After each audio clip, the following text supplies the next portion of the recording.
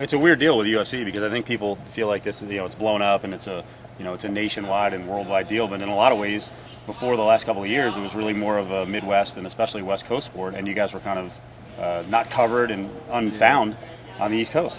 Yeah, just recently we've had some, some real, some exposure now with Frankie and then Ricardo getting in, and finally we're getting recognition on the East Coast. Right.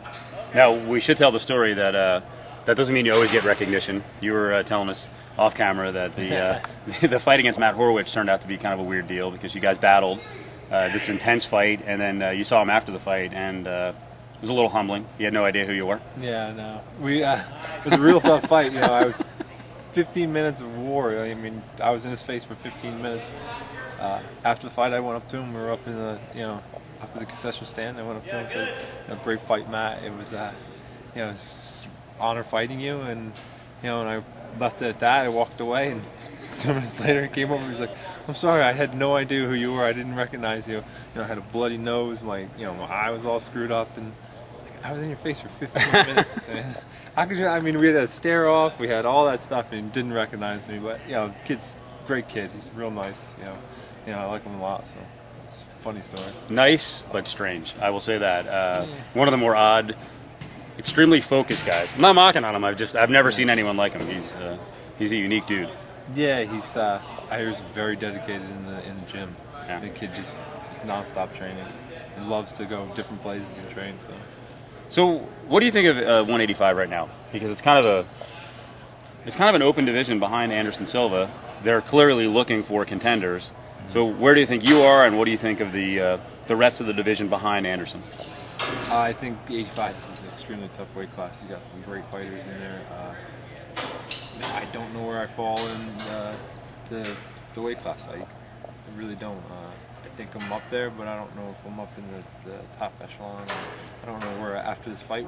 I don't know where I'll be. So Yeah. It's tough to say. Well, he's a big name. I mean, he's been around. Chael Sonnen has fought in UFC in the past, and he's a guy who's known worldwide. So this would be a benchmark victory. I would think that would put you pretty far up, especially if you can do it in dominating fashion. Yeah, definitely. If this is definitely the biggest fight of my career. If I go out and I win in first round submission or knockout, I think it'll put me up there. But it's tough to say because he's coming off a loss, and I don't know where it'll put me. So how do you look at him in terms of his abilities? Because he looks like he's pretty well-rounded, but he's had trouble defending submissions. Is it the guys he's faced? Does he put himself in bad positions? Does he look like he's easy pickings in terms of making mistakes to get caught in those submissions? I don't think it's easy pickings. It's it's more of a he's fought some real tough guys, and being subbed out by Paulo Filo and Damian Miles, that's not really that. They're no joke. So it's I don't really know where he's very well rounded. So he's a tough kid. A lot of experience. Did you watch the Paulo Filo fight, the second one? Yes, I did. That was a weird fight. Yeah. Who was he talking to?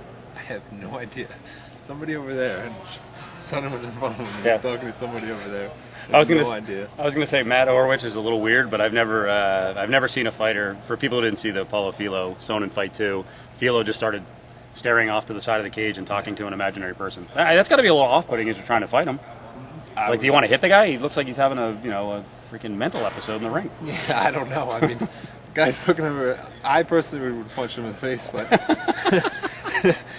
but I don't know. I mean, I've never had to deal with that, so it's tough to say. I mean, the guy's looking over here, and you're trying to fight him, and he's kind of walking away from you. So I don't know. It's almost kind of scary if you think about it. MMA might need like a George the Animal Steel type guy, the wrestler. Remember him? Or are you too young? Nah, I used to watch wrestling when I was really young. All right. But now that you're an adult, unlike me, and you've got an IQ over 80, you don't watch it. Is that what you're saying, basically? No, I haven't watched it since. I mean, we were really young when we were my brothers and I watched it, but I haven't watched it in a long time. All right. So, did you get get wind of how this fight kind of came together with Okami having to dump out, then Ed Herman for like half a day, and then Sonnen having to agree to a fight, while he's driving to the gym? I don't know if you saw this whole story yet. No, I didn't. I don't really know. All I know is that Okami got hurt. We got the call. Okami got hurt, and then Ed Herman was, I think it was like 3 hours that it was in, and then I got a call from my manager saying it was Sonnen. You know, and, I mean, what was I going to say? Yeah, no. No.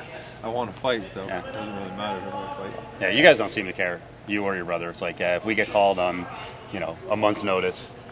Yeah. Okay, let's go. Yeah, we told Joe Silva when we started that we would fight anytime, any place, and we're living up to that.